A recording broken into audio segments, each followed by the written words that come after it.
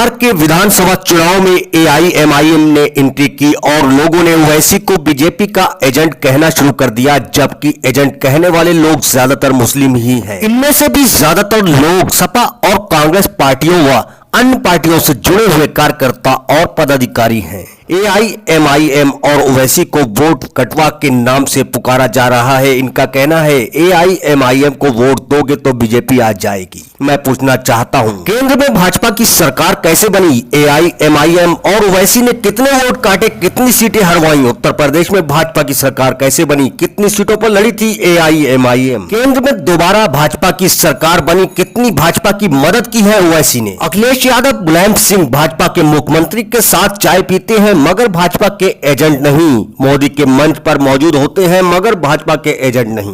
मुलायम सिंह यादव सदन में दोबारा मोदी सरकार बनाने की बात करते हैं, मुबारकबाद देते हैं, तारीफ करते हैं मगर भाजपा के एजेंट नहीं। अखिलेश यादव एनआरसी पर चुप है, बाबरी पर चुप है, महाबली सिंह पर चुप है, आजम खां के जेल जाने पर चुप है मगर फिर भी भाजपा के एजेंट नहीं। शिवपाल सिंह यादव अपनी पार्टी बनाकर सपा को नुकसान पहुंचाते हैं मगर वो भी भाजपा के एजेंट नहीं। इन लोगों पर किसी ने कोई आरोप नहीं लगाया। असदुद्दीन ओवैसी ने हर मुद्दे पर, चाहे दिल्ली दंगा हो, बाबरी मस्जिद हो, एनआरसी हो, महाबली सिंह हो, कोई दलित मुस्लिम मुद्दा हो, खुलकर बात की है, बहस की है, सदन में भी सभी पार्टियों को चैलेंज किया है, फिर भी भाजपा के एजेंट हैं। बिहार चुनाव में एआईएम ने पॉइंट टू पॉइंट बात की है। वहां की कई क्षेत्रीय पार्टियों से ज्यादा वोट लिए हैं, उनसे ज्यादा सीटें निकाली हैं, इसलिए झूठे मक्कार नेताओं की, मुसलमानों के झूठे हमदर्द नेताओं की नींदें उड़ चुकी हैं। उनको अपनी कुर्सियां खिसकने का डर सताने लगा है, इसलिए एक बड़ी साजिश के तहत एआईएमआईएम और ओवैसी को बदनाम कर उनको सत्ता में आने से रोकना चाहते हैं। अगर ओवैसी वोट कटवा है तो और आपको उनसे वोट कटने का खतरा है, सीटें हारने का खतरा है, तो आपने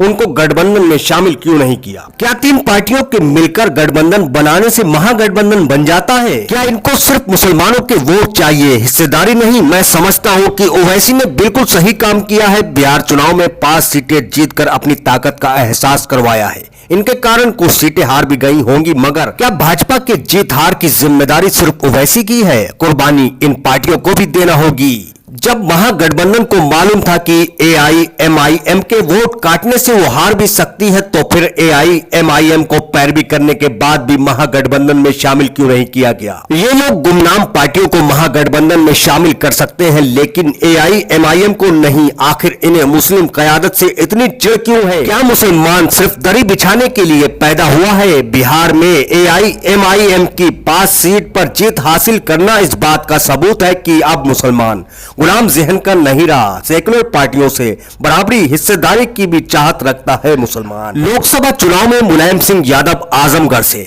मुस्लिम बहुल सीट पर जीत जाते हैं, वहीं डिंपल यादव कन्नौज से यादव बहुल सीट पर हार जाती हैं। मतलब यह हुआ कि यादव वोट भी सपा के साथ नहीं है, सिर्फ मुस्लिम ही सपा को ढो रहा है। बड़ी तादाद में मुसलमानों का वोट लेकर इसी वोट के सहारे सत्ता पाने वाले अखिलेश और मुलायम एनआरसी और बाबरी मुद्दे पर खामोश रहते हैं। कब तक कांग्रेस सपा बसपा की गुलामी करते रहोगे? कब तक इनको वोट देकर साजिश का शिकार बनते रहोगे? जब तक भाजपा से डरते रहोगे तब तक ये पार्टियां आपसे फायदा उठाती रहेंगी। सदियों से यही होता आ रहा है। हमें वोट नहीं दोगे तो भाजपा आ जाएगी। भाजपा के सत्ता में आने न आने का ठेका मुसलमानों ने ही लिया है क्या?